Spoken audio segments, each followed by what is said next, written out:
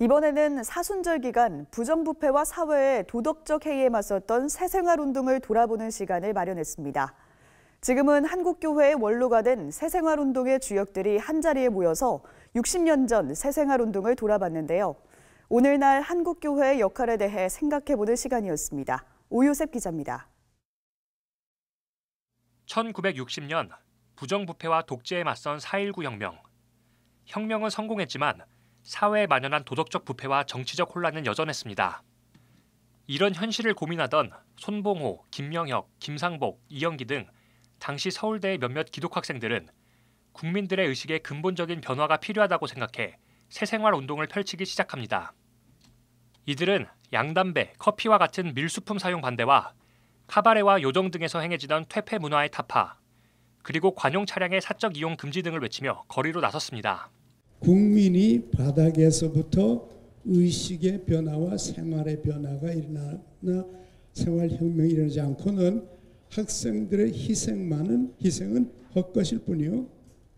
사실상 4.19 혁명은 이제부터 국민의 혁명에서 시작되어야 한다.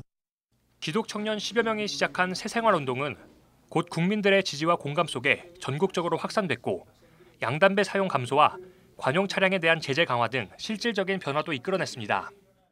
순수하게 그저 신앙적으로 몇 사람들이 마음을 합하면 수만 명의 전국 대학생들뿐 아니라 사회 전반에까지 큰 영향을 미치는 운동을 일으킬 수 있다는 확신을 지니게 되었습니다.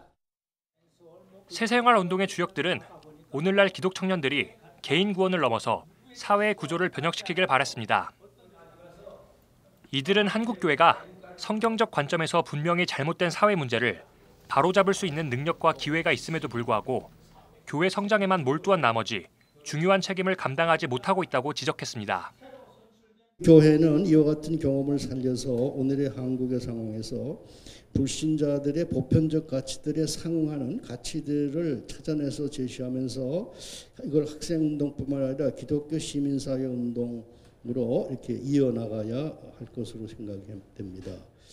특히 더욱 개인주의화되고 공동선에 대한 개념이 희박해진 오늘날 그리스도인들은 행동과 실천을 통해 본보기가 되는 삶을 살아내야 한다고 강조했습니다. 말 가지고 안 됩니다.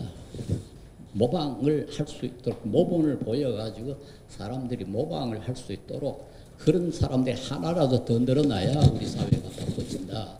실질적으로 저는 그렇게 생각하고.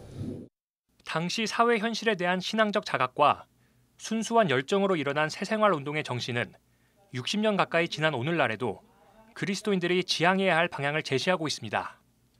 CBS 뉴스 오요셉입니다.